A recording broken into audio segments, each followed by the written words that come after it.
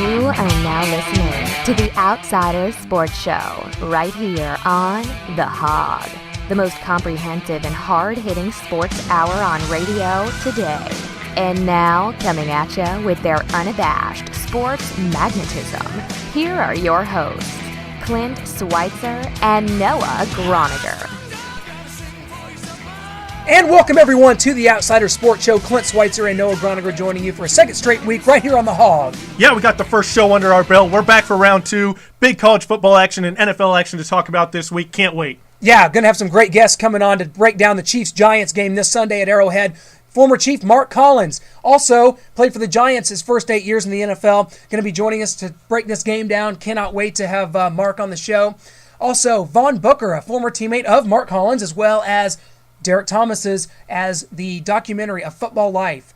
Derek Thomas aired on the NFL Network this past Tuesday, honoring the life and career of one of the greatest NFL players of all time, certainly one of the greatest Chiefs of all time. Yeah, the documentary was amazing. If you haven't seen it, you have to go DVR it. I'm sure they'll keep re-airing it. And there's a little controversy in it. The after show, they had Neil Smith on. Neil Smith taking a few slight jabs at DT there, pretty classless. So we're going to get the thoughts of Mark Collins on the Chiefs-Giants game, as well as the documentary about his former teammate, Derek Thomas. Also, Vaughn Booker, former defensive end, going to be joining us. And later on, when we talk about some college football, Matt Roberson, who is the beat writer for Arkansas State, for the Jonesboro Sun, going to be talking about the Mizzou-Arkansas State game coming up. Going to be previewing the Tigers as they got to 3-0 with a big victory over Indiana this past week. Missouri making a statement on the road, definitely. But we're starting with the NFL, starting with the Kansas City Chiefs, who are now 3-0. 3-0 for the first time since 2010 and only the second time since 2003. Is this team for real? Well, we saw them go to Philadelphia and get a very signature road win early in this Andy Reid regime. Noah, the New York Giants come in at 0-3. How does this game play out? Because a lot of people think, well, New York's going to roll in. The Chiefs are just going to roll them. The Chiefs are good now. The Giants are horrible. How's this game going to play out, my man? Well, the Giants don't have a running game. The Giants have a poor offensive line, almost worse than the Kansas City Chiefs. They have the two great wide receivers in Victor Cruz and Hakeem Nicks. Eli Manning has the most interceptions in the NFL. They have two stud defensive ends. But I think the Chiefs can run the ball at those defensive ends. I think they can turn over Eli Manning, get pressure on him with that bad offensive line, and I think we win this game.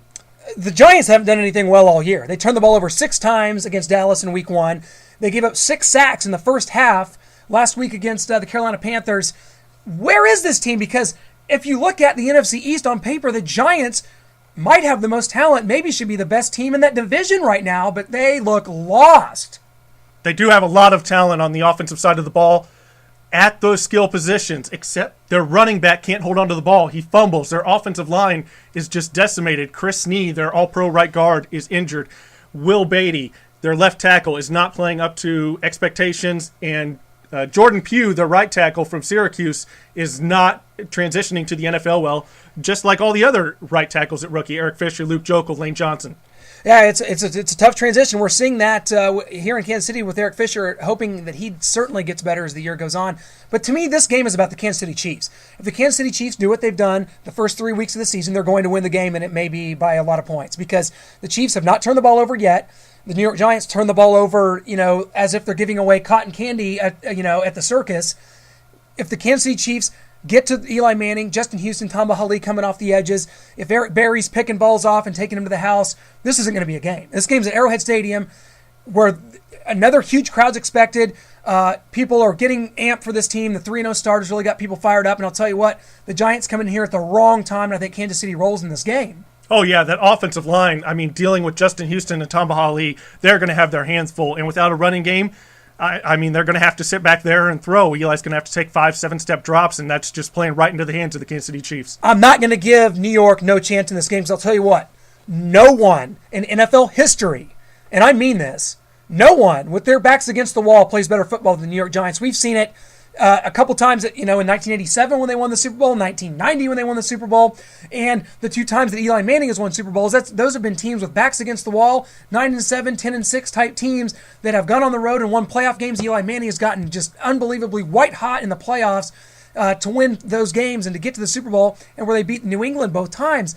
If this was a Super Bowl hypothetically, and the Chiefs were 13-3, and the New York Giants were coming in 9-7, I would be terrified Well, this is going to come down to the big play. If the Giants are going to win, you're going to see a lot of big plays out of Victor Cruz and Hakeem Nicks.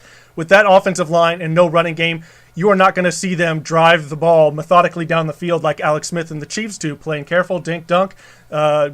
They've got a decent offensive line. They've got a running game, so they can take pressure off of those tackles and just having to sit back and pass and get rushed by Justin Tuck and Jason Pierre-Paul all day. I agree with you, but I do want to bring up the fact this Chiefs offense is struggling out of the gate. I think it's going to get better. I think, like you said, the offensive line is going to gel.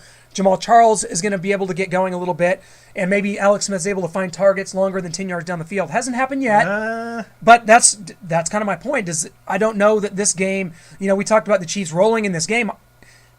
It's going to be tough to win this game by more than a couple of scores because this offense isn't built to blow people out. Now, if they go and get 5 turnovers like they did against Philadelphia, maybe so. But even in doing that, this past Thursday night, the Chiefs only won that game 26-16. That was with +5 turnover ratio. That is almost unheard of in the NFL. Yeah, I mean, Alex Smith's consistency and his not turning the ball over and taking what the defense gives him, that's great for the regular season. You can pile up wins that way, but in the playoffs against Peyton Manning, the Seattle Seahawks, the 49ers, the Atlanta Falcons, you're going to have to come up with the big play at some point, and that is yet to be seen. And part of it, I think, as Alex Smith gets more comfortable with the weapons he has not really found Dwayne Bowe yet, has been all over Donnie Avery, who's had a great start to this season. Tight ends are always injured. Tight ends have been non-existent. We've seen McGrath come in and make a couple catches in some games. But aside from that, you don't have a lot at the tight end position. So we're going to see if this Chiefs team is able to evolve offensively. And maybe this Sunday's a time to do it. Carolina had struggled mightily on offense through 2 weeks. Cam Newton was doing nothing. And they scored 38 points against the Giants, who, to me, I'm sorry, it looks to me like the Giants just quit in that game. In the years the Giants were good, they lost games, but they never were losing 38-0. I mean, when you're losing 38-0, that's like Chiefs 2012 type ineptitude. Great linebacker from the Giants, former linebacker, Carl Banks came out and said they just flat out don't like each other. They're not playing for each other. The offensive line isn't working that hard to protect Eli Manning. Maybe they've grown tired of his antics and turning the ball over, and they've had it. Which could be detrimental for them and could play into the Chiefs' hands because through 3 weeks, it looks like even though a lot of this roster is new, that this team has gelled at least as a team that wants to play for their coach and that does get along. I mean, is that overrated in this league? I don't know. I don't think so. I think you've got to come together if you're going to make a Super Bowl run or any kind of contending run into the playoffs, deep into the playoffs, and try and get to that mountaintop, which is the Lombardi Trophy and the Super Bowl. You got to come together as a team and be one unit. Well, I'll tell you what, Noah, before we go to break, before we bring on our first guest, Mark Collins, I want to ask you about this documentary, A Football Life, which was about Derek Thomas, his career, his life. I really thought it was well done and brought me back to the days of Derek Thomas, Neil Smith, Von Booker, all those great defenses, James Hasty, Mark Collins, all those guys we talk about. But to me, what stood out, unfortunately, was some of the comments that his former teammate Neil Smith had towards the end of the show. Yeah, I mean, the documentary is outstanding, amazing. It made my eyes water. I'm not going to say I was blubbering or crying like a baby, but it did make my eyes water. Clint was, but that's all right. It was a very moving and emotional piece. Derek gone all too soon. But the after show, Neil Smith talking about Derek Thomas, taking slight jabs at him here and there. It was really tough to see, and it just made me cringe about Neil having to call him after he won his second Super Bowl with the Denver Broncos, Neil Smith, saying to Derek Thomas that, hey, you haven't congratulated me. And Derek's like, oh, what, you want me to say congrats? Fine, congrats. Hey, I agree with Derek. You talk about, Neil Smith, business is business. He moved on to another team. Neil did in 97. He goes to the division, hated rival Denver Broncos. They go on to win that Super Bowl. I could see where there could be some bitterness there, on the side of Derek Thomas. So, I mean, I don't agree with Neil's comments at all. I think that's classless. I think he's a jerk. Yeah, I mean, Neil Smith comes out. The first thing I see on NFL Total Access leading into the documentary was Neil Smith saying, oh, well, Derek wasn't a practice player. He never practiced. He went like 5% in practice and just went through the motions. But he could turn it on Sunday. And then during the after show, Neil Smith coming back saying, well, Derek was a big partier and he was always out there and doing these outlandish things. So that's what made me want to get married, watching Derek do that. So, I mean, it was just a classless. I mean, this is supposed to be an honor, a tribute to Derek. Even if those things are true. Exactly. Even if those things are true, you don't say it there. You just hold it in, say it to Von Booker on the phone or whoever. you want to talk to and spread that stuff, but that is just vile to put that out there on an honor night, a tribute night, a special documentary of the one and only Derek Thomas. Well, I'll tell you what, we're going to talk about that after the break with a couple of former teammates of Derek's, and our first guest when we get back is going to be Mark Collins, former Chief and former Giant, talking about not only Derek, but this Chiefs-Giants game coming up on Sunday. We are back, the Outsider Sports Show here on The Hog, joined by a very special guest, Mark Collins. He played 8 years with the New York Giants and 3 here in Kansas City, so who better to talk Chiefs-Giants with than you, Mark? How's it going, my man? It's going pretty good. Please have me on. Oh, absolutely. The Chiefs come into this game 3-0. The New York Giants come in at 0-3. Who in the world would have thought that was going to happen as before this season started? Wow, I know. Think about it. It's just wild. It's crazy. But you know what? I tell you, the Chiefs been playing very solid ball. Great clock management. The defense has really woken up this year and playing some shutout ball. And I like their aggressiveness. And Andy Reid got them on the right track. On the other spectrum, the Giants, they haven't been clicking on all cylinders at all. But one thing about this New York team, and this is what I want all your fans to understand, they've been this wrong before and won the Super Bowl. So this will be no easy task for the Kansas City Chiefs. I was going to mention that very thing, the fact that there's no better football team with their backs against the wall than the New York Giants. They came into this game 0-3, just embarrassed last Sunday, by the Carolina Panthers. You played on 2 Super Bowl teams with the New York Giants. Eli Manning has 2 Super Bowls under his belt. How does a team like this just keep coming back, keep finding ways to win, even with their backs against the wall? Well, one thing about the National Football League, it's not where you start and where you finish. You compare it to NCAA Division I college football, you have 1 or 2 losses, you're done, and sometimes that teams can really go in the tank. But one thing about the National Football League, that doesn't happen. The Giants or the Chiefs or any other team in the National Football League, you start off 0-2 and 0-3, you still got to start at it. Because one thing about this league, you can start off fast and finish slow, and you can just do the opposite, start off slow and finish fast. So, the motivation is there for both teams. Kansas City in particular, they pretty much forgot about last year. That's over. New regime, new coaches have new attitude. And that's obvious on the field, and they're playing very, very, very ready to go for this year. The New York Giants, I know Tom Coughlin very well. Tom is telling his Lakers, hey, listen, we got to get it going. This is the time to get it going, and he's telling those guys, why not a better place than in Kansas City with a 3-0 team? So, I'm pretty sure it'll be a great game. I'm looking forward to it. What are your early thoughts on Alex Smith? And not being able to push the ball down the field, do you think the Chiefs can maintain their winning ways even into the playoffs without pushing the ball down the field? Well, you know what? One thing about Alex Smith, I scouted that kid when he was at Utah, and one thing he does very well, and he's really gotten better at it under Andy Reid, he really does manage the game very well. He's like a baseball catcher who can call a great game. I know the calls come from the coaching stuff, but here's a kid who doesn't, he does the things right. He doesn't force any passes. He takes what the defense gives him, and whether the ball is to the back or short beam passes, he's keeping the clock running, and he's not making any mistakes. And that's what you want in your quarterback. Yeah, the big players will come. They're going to be there, but he's doing exactly what he has to do to put his team in a great position to win and win all the games. So I like what he's doing. You mentioned the Chiefs' defense a little bit ago. So far, the early returns have been fantastic for Coach Bob Sutton and what he's done for this defense. Andy Reid, of course, more of an offensive guy, but this defense looks great. How do you think that takes place? I mean, last year with a lot of the same starters under Romeo Crennel, this defense was certainly not performing at a level like this. How does the mindset get changed over just a year's time in the National Football League? How does that hapen? It's just attitude. That's all it is. It's probably simplification of the defensive playbook, and a lot of guys buying into what you're showing them. So that's all it is. I mean, the talent has always been there in Kansas City. They always got great talent, and once you put the great talent with the mindset and the belief that your coaches have had in you, you can do wonders. And that team, the defense is showing it right now. Now, here's my only thing with the defense that I think they got to watch for. Just keep doing the little things. Just stay with it. Don't try to gamble and make big plays. Just do what you're told. Do your job, and you'll be amazed the heights that this defense could take this team. They do the little things, and that's what they're doing. They didn't do that last year. They're doing it this year.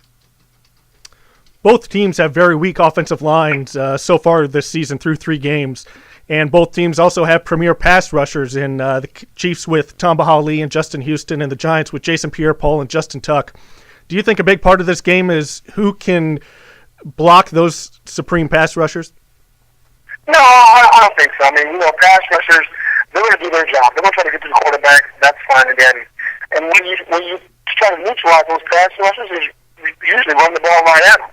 Who has a better running attack? Right now, Kansas City. The Giants don't have that running attack at all. So, pretty much, I think the Chiefs will control the running game by running at the pass rushers. So you can neutralize those guys, whether the weak offensive line or not. That's going to be a moot point. It's who's going to run the ball effectively that will neutralize the pass rushers. Well, Mark, we got to put your feet to the fire here. You played for both teams. I know you have fond memories of winning 2 Super Bowls in New York, but also playing on great defenses here in Kansas City. But we got to ask you, you're here on the Hog joining us this morning.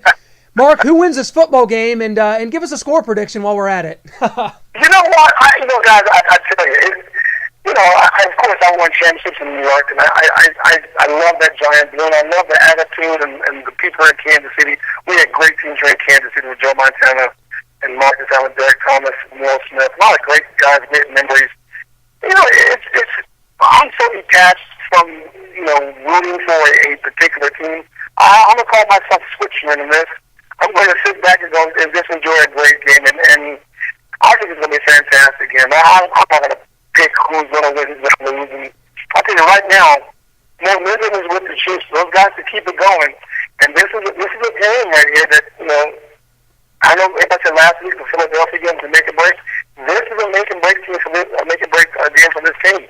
They go 4-0. Pretty much they're in a catbird seat, and the only team that can really slow them down is probably the Denver Broncos or the Kansas City Chiefs themselves. But this would be a fantastic opportunity. Everyone knows the NFC East better than Andy Reid, so Andy knows what it takes to beat the Giants, and we'll see what happens. Mark, we're going to let you off the hook for making an exact prediction. All thanks to that 95 game against the Oilers, the scoop fumble to beat the Houston Oilers on Sunday Night Football. We're going to let you off the hook for that play right there, because that was very memorable here. Thanks, I appreciate it. Yesterday, we had the Derek Thomas of Football Life on NFL Network. What were your thoughts and feelings about that, and also the Neil Smith comments, kind of slight jabs towards Derek Thomas and the after show? Well, I was at the function at the Yale here at AOL Stadium. We did the screening, the viewing. I got to tell you, that was the first time that I've even talked about when Derek passed away, and died, the accident in Florida. I haven't seen anybody or spoken much to anybody about it, and that was my first time being there, basically saying goodbye to him. That I got to choked up on it.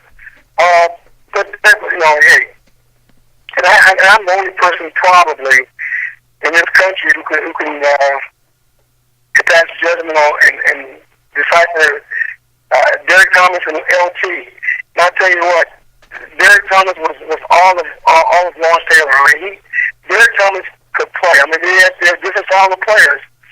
But Derek Thomas, and we talked many times when I took the defensive backs off for dinner and DP showed and we just go have a few drinks at the bar and just start talking about, football. He would ask me what Lawrence is about and all this other stuff. But I'll tell you what, man, Derek, he held his own big time against Lawrence Taylor. So, Derek was there, very special person. I still miss him. Great team, and I'm very blessed to play with guys like Reggie White, Lawrence Taylor, Joe Montana, and Derek Thomas. Those guys are, Derek was a great guy, and I know he's still missed in Kansas City. As far as what Neil said about it afterwards, I really didn't pay much attention to it. So, that was what it was. Well, I'll tell you what, Mark, great stuff hearing from you, hearing some of the memories from Derek, talking about your career here in Kansas City. Great stuff as always, Mark. Thanks for helping us break this game down. We'll catch up down the road and maybe talk some Chiefs football, hopefully, as the winning continues here in Kansas City, Mark. We really appreciate it, man. Okay, anytime, guys. Take care. Okay. All right. Thanks a lot to Mark Collins for joining us here on the Hog this morning. I agree with Mark. I mean, he thinks this is going to be a good game. I can see that happening. Of course, I think we've discussed at the top of the hour the Chiefs rolling in this game. I still think that can happen, but I could see Mark's side. I think that this could be a good game. Could be a close game. Giants backs against the wall. You just got to hope if you're a Chiefs fan that the Giants are ready to pack it in. I mean, yeah, exactly. And you got to watch out for the big play. If they don't get a big play or not many of them, then the Chiefs are going to win this game. I think you're right, and that's what we're going to look for. And Sunday, I want to see how this team handles the 3-0 record. Does this team look like a deer in headlights and turning it over and just freaking out? Or is this team sound and, well coached like they've been the first 3 weeks, not turning the ball over? Can they get the running game going? Can they get some weapons? Can they get Alex Smith going downfield? Can some of those things start to happen? If so, I think this could be a very dangerous Chiefs team. We saw Denver, another impressive victory. I don't know if they're going to be able to hold pace with those Broncos, but this could be a team we start talking about for the playoffs. It definitely could. I really like this team. They're coming together, and I could easily see them taking the 5th or 6th wildcard spot. Moving on to Mark Collins' thoughts about Neil Smith and the Derek Thomas tribute. Some great memories of him and Derek there. He said he couldn't judge. He's not one to judge Neil Smith, but fortunately for us, we are. He's a jerk. Oh, no doubt about it. Let's see what another former teammate of his, Von Booker, thinks. Von, of course, former defensive end, number 99 for the Kansas City Chiefs, and he's coming up right now. And right now we are joined by a former teammate of Derek Thomas's as we continue to talk about Derek Thomas, A Football Life, the program that aired on the NFL Network this week. Vaughn, you're a former teammate of Derek's. What did you take from this show? Did you look back on this and look at it with fond memories and just kind of share some how you felt about the show and some of your memories of playing with Derek Thomas? Well, I thought the show was very compelling. I really enjoyed it. It told a lot about Derek that I didn't even know, although I played 4 years with him. So, I just sat back and enjoyed it like the rest of it. So, to see Neil on screen and talking about the time he spent with Derek, I remember when I first got in the league, Neil and Derek were the guys that really showed me how to be a professional football player in the NFL. Because I came from Canada, although I was an older guy, I was still a rookie, but they really didn't treat me like a rookie. Derek took me under his wing, showed me the ropes, taught me how to get off the ball. I still wasn't able to perfect it quite as well as Derek, but he told me never to look at the ball, to look at the quarterback's hands, and the only quarterback that knew what Derek was doing was John Elway. What was your take on Neil Smith, if you caught the after show where they were talking with Neil just about his thoughts on Derek and the whole program, and it seemed like Neil was taking a few subtle jabs at Derek there. What do you think of that? I thought it was a little slight. I didn't know exactly how their relationship was towards the end of it. I left in '98 when I got traded to Green Bay, and I kept in contact with these guys. I actually spoke with Neil last year, and we had fond memories of Derek. We had a good conversation. We wasn't able to meet up in person, but we talked when I came there last year for the alumni weekend. But I was a little taken aback by some of Neil's words, but those are Neil's experiences with Derek, and you can't even question that. Well, of course, Neil signed with the Denver Broncos in '97, right as you guys were, all still together. '97, Neil goes to Denver, wins a Super Bowl. He kind of made it seem like maybe Derek wasn't too happy about the move over to Denver. Is this something that you agreed with and your teammates would agree with, that, okay, Neil goes on, wins a Super Bowl, maybe, okay, you're happy for him to win a Super Bowl, but at the same time, it should have been in Kansas City? Yeah, I kind of feel that way a little bit. We had, out of my 4 years there, we had 2 great years where we went 13-3, so we had ample opportunity to go to the Super Bowl. To see Neil go on and get it with Denver, of course, I was happy for him, but like you said, I wish he could have did it, or we could have did it all together in Kansas City. Of course, Chiefs are off to a 3-0 start here in 2013. What have you seen from the team so far, and what do you like about their chances as they host the New York Giants this Sunday at Arrowhead Stadium? I feel real good about the Chiefs this year. Last year, alumni weekend, I was excited to be back in Kansas City, see a lot of the fans, a lot of my friends, and it was a rough year last year. But this year, I feel really good. The defense reminds me of the defenses of the years when I played in Kansas City. So I think defenses win championships, and they got a good quarterback that we got from San Francisco. Thank you very much for that. So overall, I feel real good about the Chiefs. I've been watching them, and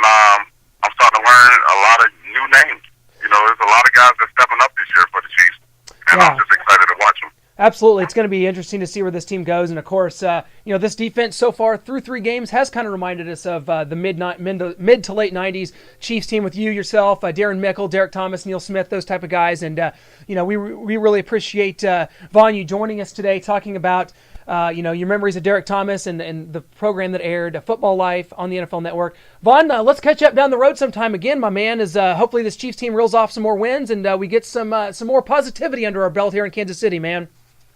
Absolutely, man. You got my number. I got yours. We'll keep in touch.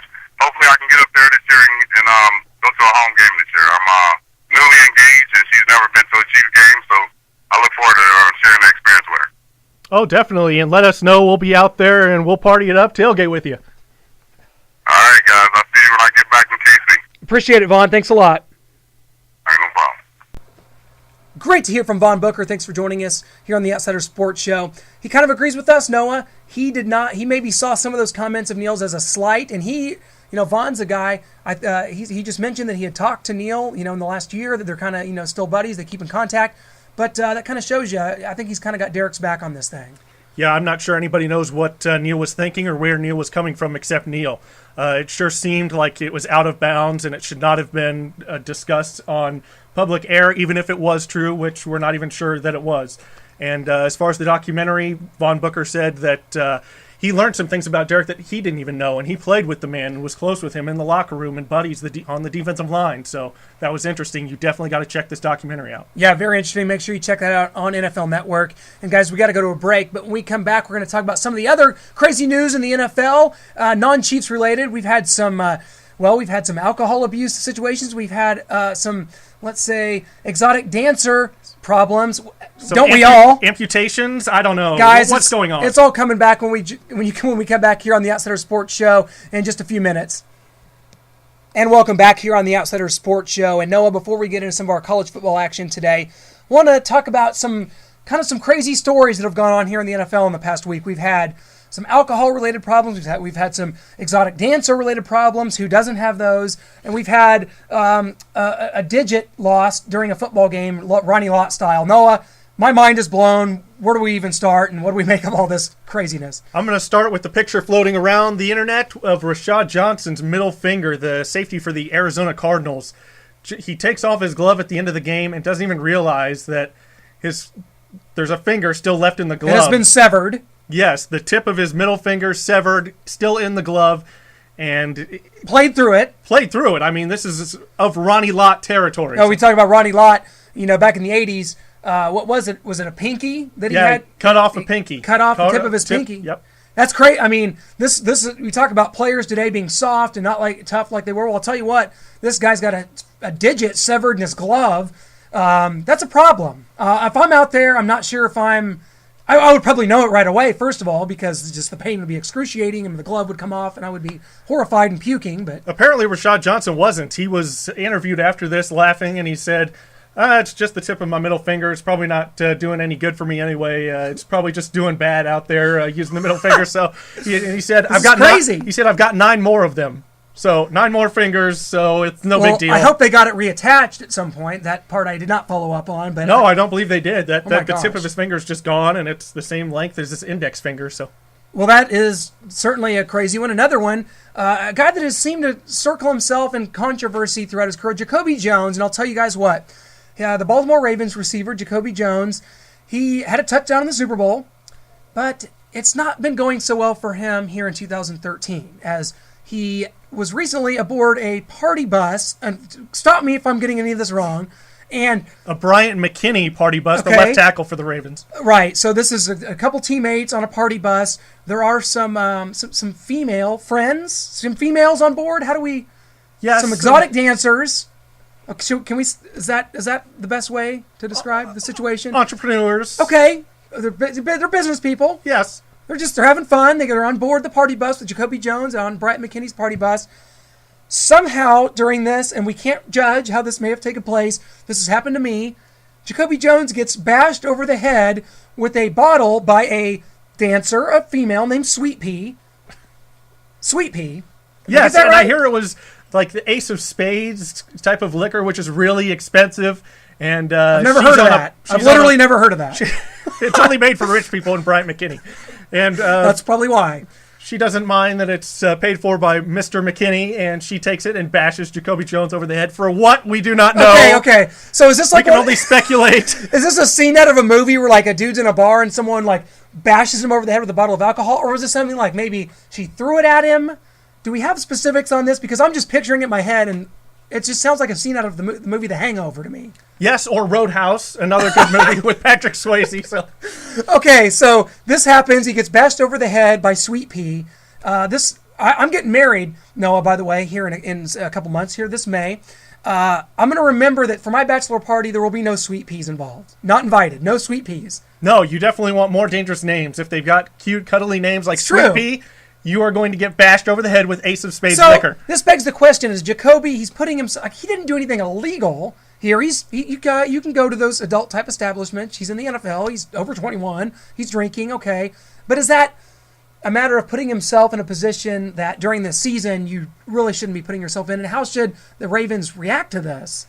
I think it's more of Bryant McKinney. From what I've heard, he's had these party buses going back to his Minnesota days. There was a story out many years ago with Dante Culpepper and the party boat or the cruise that they had.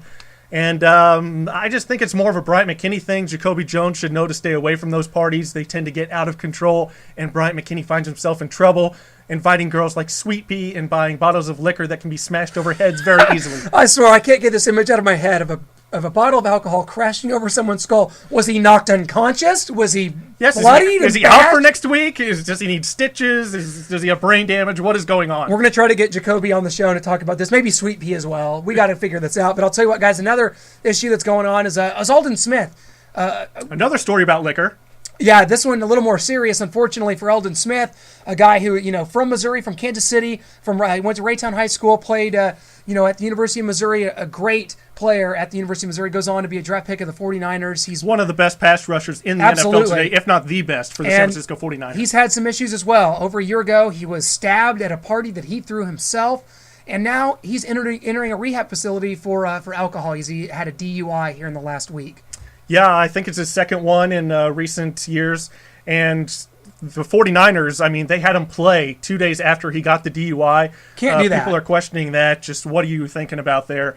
But they have come to terms that Alden Smith and the team think it's best for him to go to the rehab center. And however long it takes, a month, 2 months, whatever it takes to get him better, they're willing to work with him until he can come back 100% healthy Alden. I think it's a good thing that the team is supporting him because it's easy to look at this and say, oh, another thug in the NFL that's just running his, spending his money and running roughshod. But I think in this case, he's such a talented player. He never had any trouble in college, but you know what? Here's a guy who does need help. Gary Pinkel this week was outspoken in his support of Alden. He said he texted him and said, hey, we're thinking about you. We're behind you. Get better and come back and be just a great player again. And that's all you can do. Yeah, it's a sickness. I mean, it's nothing like him going out looking for trouble or anything like that. It's a sickness, alcoholism, and he's going to get it taken care of, and hopefully he'll come back better than ever.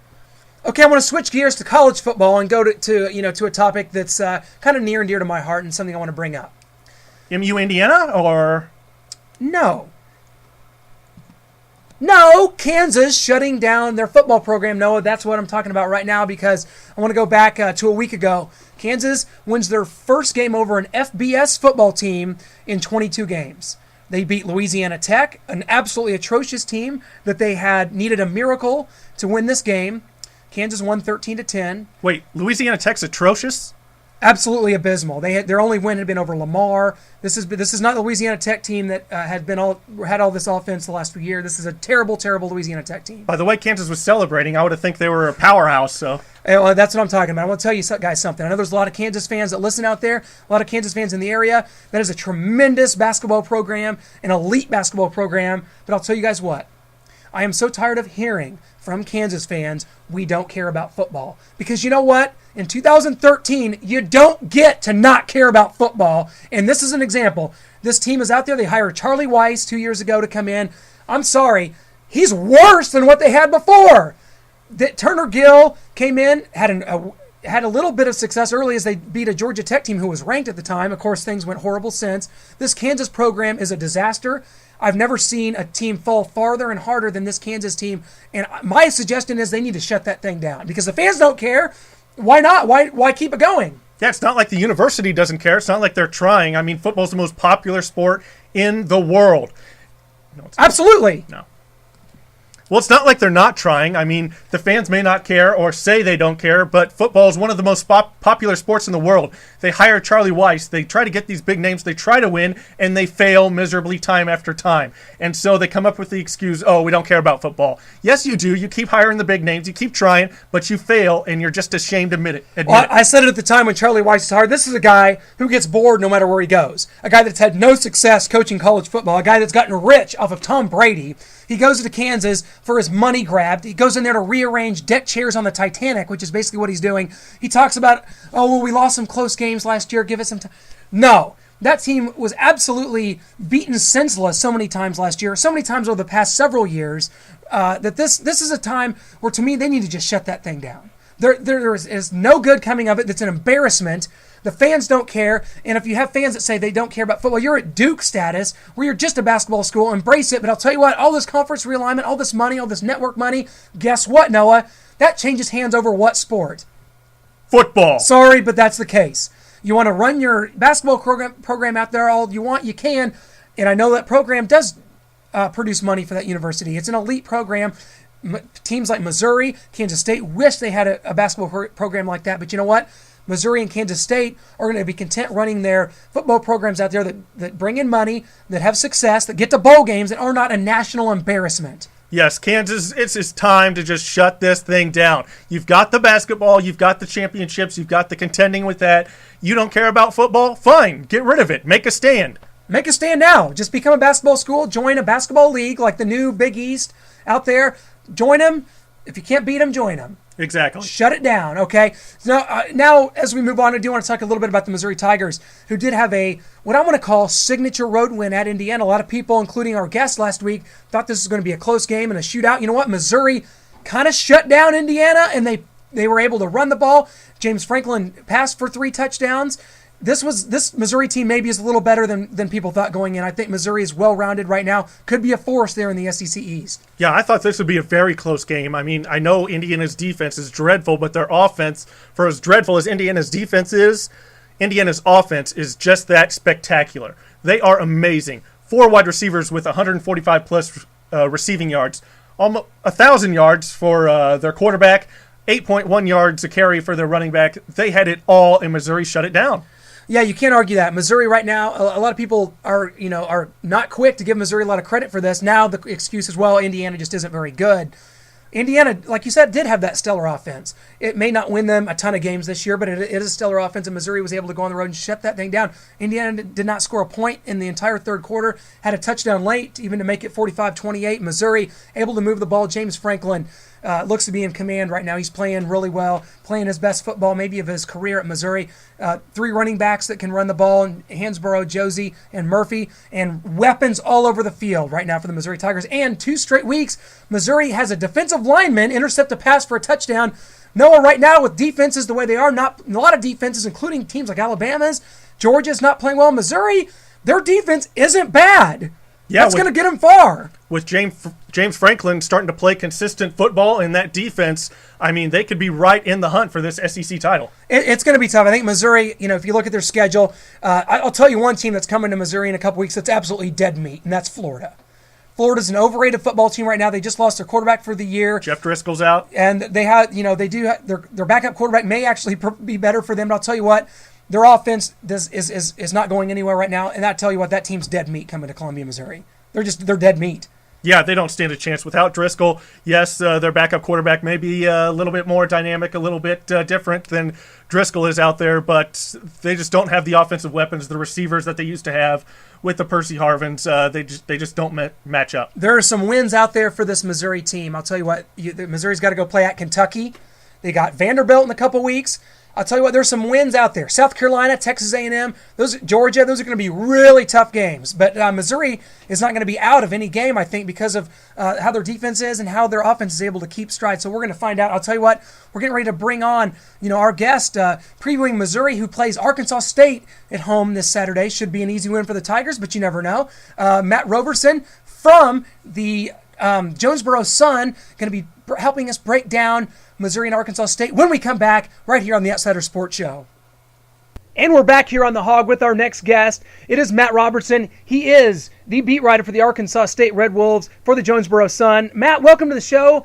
Arkansas State, of course, coming off a tough loss to Memphis last week. Does this sort of change the season's, kind of the perspective for the season for the Red Wolves going forward?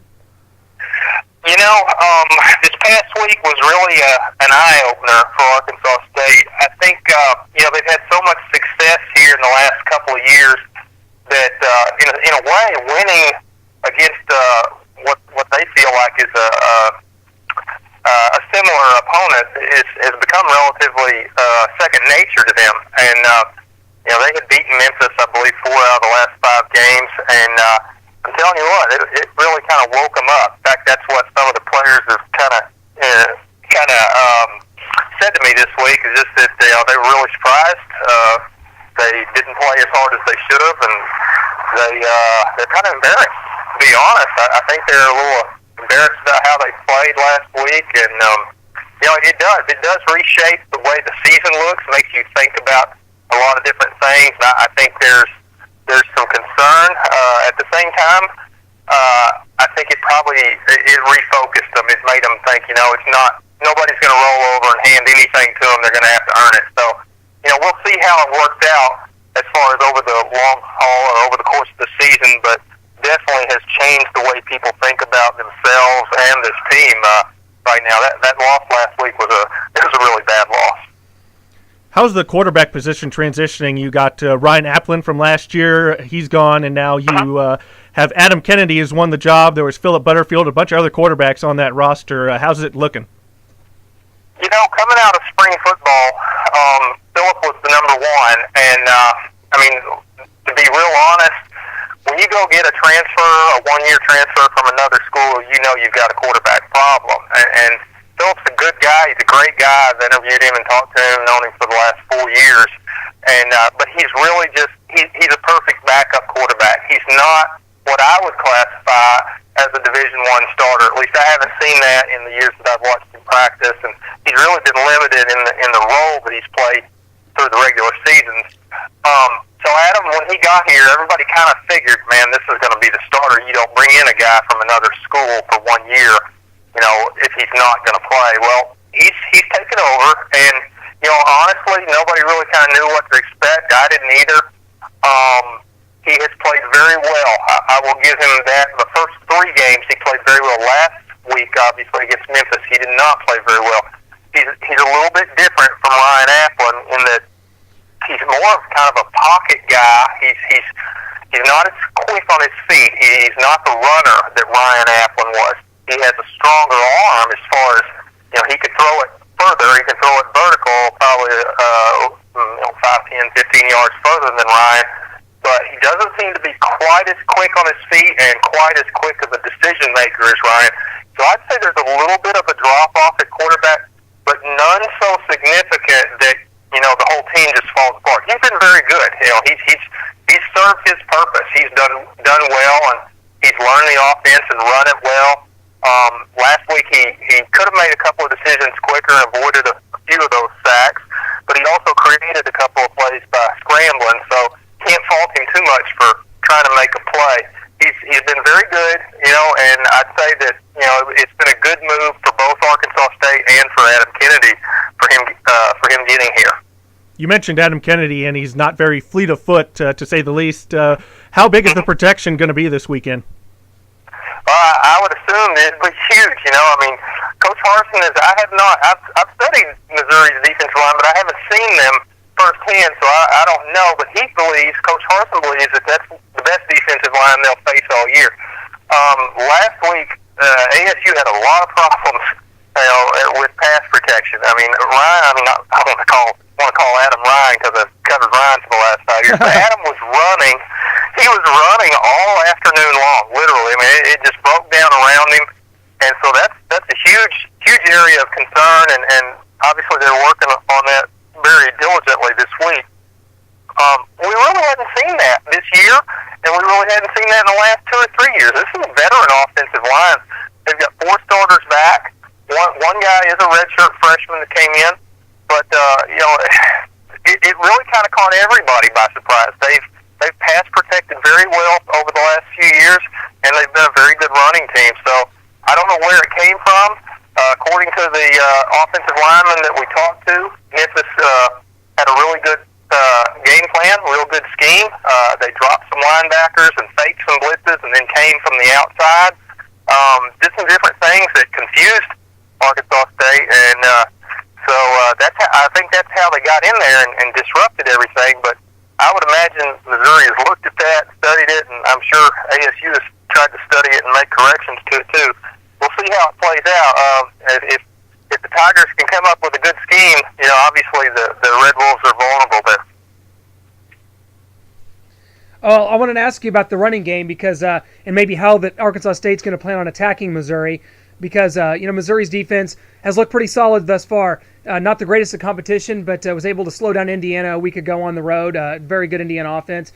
Oku and Gordon come in over, both over 200 yards rushing for the season. Is that going to be the bread and butter for this Arkansas State team as far as trying to stay in this game with Missouri? That's kind of what Harsin wants. That's what the new ASU coach wants. He wants to be a ground team. He wants to use the pass, but not make it their primary weapon. Oku's a solid runner. I mean, I don't think he's fumbled since he's been here over a year. I cannot recall one fumble that he's had. So he's very strong and protects the ball very well. And anytime you got a guy that can get you 4 or 5 yards, he can break away for more than that. But he's consistently gets 4 or 5 yards and doesn't fumble. That's obviously an advantage. Gordon provides a little bit of a burst of speed. He doesn't get as many carries as Oku, but he provides some speed, and he can get to the edge and create a big play. But honestly, this team is really built it's built to run the spread offense. They're built to throw the ball around. They've got several receivers: Julian Jones, J.D. McKissick, Alan Muse. They've got guys that can catch the ball and run with the ball. And if they want to be successful, and I think Harsin understands this, they have to be balanced. They have to keep Missouri guessing. They have to have Missouri guessing run when they're throwing it, and have Missouri guessing pass when they're running it. And I think it comes down to coaching and strategy, those sort of things. But I wouldn't expect them to really try to just pound the ball at Missouri. I can't see ASU finding much success doing that. But I think in the long term, under Harsin's leadership, that's the direction they'll go. But they're going to try and be balanced, I would imagine, this week. Arkansas State has struggled with their defense this season, and now a big SEC opponent comes in Mizzou. How do you think they're going to handle this? Right now, Arkansas's defensive front is played very well, but the secondary has just been, you can see the numbers. The secondary has been terrible. I mean, they're giving up 300 yards a game, maybe. They've given up 1,600 yards total in the last 3 weeks. Teams have just burned them deep over and over. I mean, there have been a few times there was a couple times against Troy where guys were just running down the field, no one near them. Within 6, 7, 8 yards. I mean, I would say if Missouri can handle any kind of pressure that ASU tries to put on them, that James Franklin will have a good time back there in the backfield throwing the football. Obviously, Missouri's got some great receivers, and that has really been a weakness for Arkansas State is their secondary. And on top of that, their linebackers just haven't played that well either. So, there are some holes in ASU's defense, and I fully expect Missouri to exploit some of those issues. Well, Matt, Arkansas State's already been on the road, played at Auburn, a 38-9 loss, but this is a team no stranger to going into tough environments. Obviously, Arkansas State's not going to come into this game scared and to play a big-time SEC team. They've been there, they've done that. What do you think the mindset is coming into this game for Arkansas State, for not only the team but the fans? Do they feel like there's a chance of coming in here to Columbia and stealing one? You know, they still believe in themselves, and I think the loss at Memphis, we'll see what they've got, you know, how they come out and how they play, what they're made of, I guess, is what I'm trying to get at. They say that the Memphis game, you know, refocused them, made them a little bit more serious. I think they thought they were going to go over to Memphis and just sort of cakewalk, or at least walk out of there with a fairly easy victory. And so I think Missouri actually will get probably ASU's best effort. I mean, because you get into that point of the season where, you know, it's kind of put up or shut up, and they start losing games. You know, they've had a couple of bad ones in a row. They start losing games now, you know, their whole season can change. So I think Missouri will get their best effort. There's no way that ASU will be intimidated. They've been in all these atmospheres, you know, over the years. You know, they've been to Alabama, Tennessee, Texas A&M, Oregon, Nebraska. You know, they've been to Missouri a couple times. So they've been in this situation. They won't be intimidated by a large crowd or anything like that. And they're confident. And I do think, because of what happened last week, Missouri will get ASU's best effort. Now, whether that means it's close or it's a blowout, I don't know. You know, I never really am sure how. I didn't see what happened I didn't see what happened last week coming, so, you know, I don't know what will happen this week. Well, Matt, can't thank you enough for joining us here, breaking down this game. Good luck to the Red Wolves this Saturday and the rest of the season. We'll definitely be watching, and we really appreciate you joining us, my man. Hey, no problem, and it's great to have Missouri in the Southeastern Conference. Good luck to you guys, and you guys got some great players up there. I'm going to enjoy watching it. Hey, thanks a lot. We're loving being associated with that great league, and just hope things get back on the up and up this year, and we'll see what happens, Matt. We really appreciate it, man. Yes, sir. Thank you. Huge thanks to Matt Robertson for joining us, talking all things Arkansas State Red Wolves, and I feel like I've got a little bit better gauge on what that football team is now, and he thinks they may be able to a team that could come in to Columbia and give the Tigers a game. I'm not sure that's going to be the case based on what I've seen from the Red Wolves so far. Yeah, maybe a game just like last week's Indiana game against Mizzou. A talented offense, talented quarterback, but that defense is going to struggle trying to stop that Mizzou offense. I think you're right, and it'll be interesting to see what Arkansas State does, because they were picked to win the Sun Belt. There's some good teams in that league. Bobby Petrino's down at Western Kentucky, Louisiana Lafayette's always a good program. Troy, who Arkansas State's already knocked off, which was a good win for them. If you want to look at some positives for Arkansas State, they did have that win against Troy, which looks pretty good right now. But as we get away from that, we'll see how that game plays out. This is a win for Missouri. It is, and that's not you don't say that in cocky fashion. You don't say that to one up anybody. But this is a game that Missouri just has to win. Yeah, you never know with injuries or what's going to happen. But everything 50-50, Missouri should come out big. Well, I'll tell you what. Last week we looked at some scores, and I said I can't believe this. I had my Android out, and I'm looking at scores as the day was going on. I was at the art fair, just enjoying a great day with my family, and looking at scores, and I'm seeing scores like 76-0, 70-3. Ohio State absolutely just put one on Florida A&M, and I'll tell you what, there's a quarterback controversy brewing down there. Braxton Miller, a guy that a lot of people thought was going to win the Heisman this year, and all of a sudden Kenny Guyton comes in, leads him. He threw 6 touchdowns last week. I know it's Florida A&M, but the Ohio State fans have a short memory. They want Guyton maybe going forward. Exactly. The Ohio State faithful, they are on the Kenny Guyton bandwagon. They want the big passing game, and that's exactly what Kenny Guyton gives them. Braxton Miller, more versatile, more explosive, but as far as the arm, they want Kenny Guyton. Man, the Big Ten isn't great. I think Ohio State's great, and I don't think there's another team in that league that's very good. We've seen Nebraska lose to UCLA. We've seen Michigan eke out wins over Akron and UConn. Unbelievable. Michigan State's a little down. We saw them lose at Notre Dame. The Big Ten, to me, a little down. Iowa is just at an all-time low right now under Kirk Ferentz. Northwestern, under Pat Fitzgerald, is a program that's able to come on the rise a little bit, and we'll see what they can do. But I'll tell you what, the Big Ten, maybe not the best league going forward. Not as bad as the Big 12, certainly.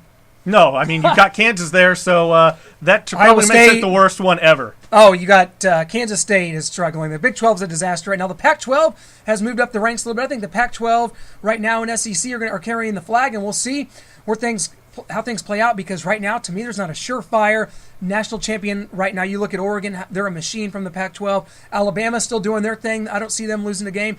Big game, LSU and Georgia this week. We'll see how that plays out. But guys, we want to thank all of our guests this week, and thank all you listeners for joining us here on the Outsider Sports Show. Be sure to check out our Facebook page, facebook.com/theoutsiderspodcast, and give us a like. Check out some of our older stuff that we've done. We've done a lot of things before joining the team here at the Hog, and we really appreciate you guys joining us. Yes, can't thank Mark Collins, Vaughn Booker, and Matt Robertson enough, man. Great stuff from those guys. Really appreciate you guys joining us. Have a great weekend of football. Everybody on the couch, get the popcorn ready, get the drinks ready. Just hope that the bathroom isn't too far away, because you don't want to venture too far from that TV. Saturday or Sunday, guys. Tigers and Chiefs, let's go! We just want you to know that we got your back. Party system style from the Macho Man, Randy Savage.